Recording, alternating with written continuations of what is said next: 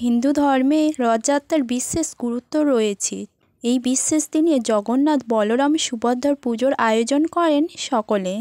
উল্টো রথে ভুলেও মুখে তুলবেন না এই 5 খাবার, তাহলে সংসারে নেমে আসবে বিপদের কালো ছায়া। প্রথম হচ্ছে তেতো জাতীয় খাবার।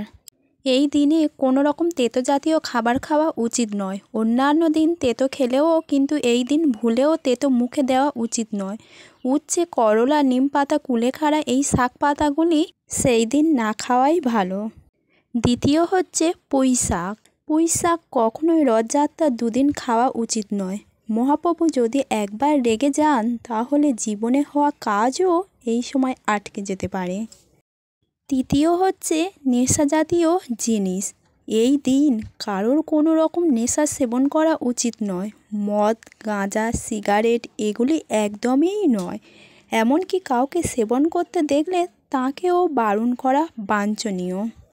চতুর্থ হচ্ছে আমিষ খাবার। রথযাত্রার দুদিন আমিষ খাবার যেমন ডিম, মাছ, মাংস, পেঁয়াজ, রসুন একদমই খাবেন না। এতে মহাপ্রভু খুব রেগে যান, যে কারণে আপনার অর্থহানি হওয়ার সম্ভাবনা থাকবে। পঞ্চম হচ্ছে কলমি শাক।